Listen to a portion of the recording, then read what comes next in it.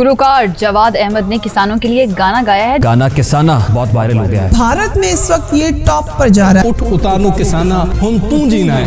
नया गाना पाकिस्तान, भारत और अब बरतानिया में भी हिट हो गया है। लंदन साउथ हॉल की सिख कम्युनिटी जवाद अहमद और पाकिस्तान की दीवानी हो गई है।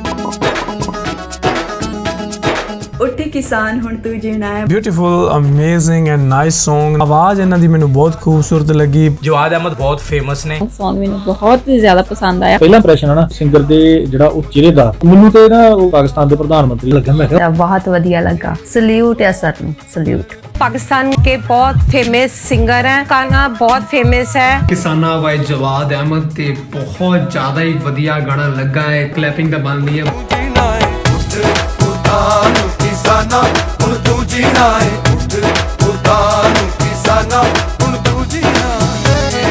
किसान हमारे लिए गल्ला उगाते हैं, हमारे लिए खुराक पैदा करते हैं। इन्हीं लोगों को अगर देखा जाए तो इस दुनिया में सबसे गरीब हैं, इनको भूख का भी सामना करना पड़ रहा है। मैं चाहता हूँ कि ये गाना पाकिस्तान के किसानों के लिए भी यही काम करे और पाकिस्तान के किसान आखिरकार एक तहरीक चलाने में कामयाब हो।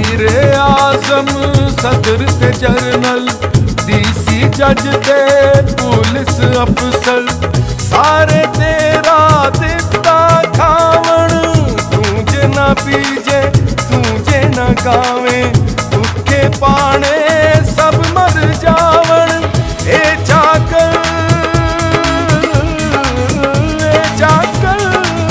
तू सरकार हुन तू जीना है।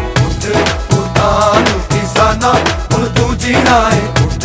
उठान किसाना हुन तू जीना।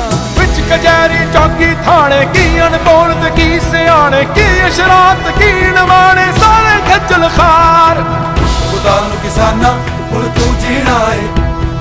एका कर लो हो जा कट्ठे भुल जा पिछले सारे झगड़े सबे दा इको परिवार सब खलो जो नाल।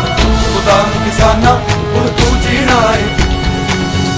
एका कर लो हो जाओ कट्ठे भूल जाओ पिछले सारे झगड़े तेरे जोश दलेरी दे किस्से कर दे नवे जेड़े होए ने पुराने।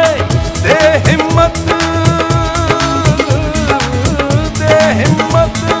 जज्बे दी मार हुन तू जीना है। उठान किसाना हुन तू जीना है। उठान किसाना हुन तू जीना है। बोलिया तू जगदा अन्नदाता तेरी सोनी धरती माता तू जगदा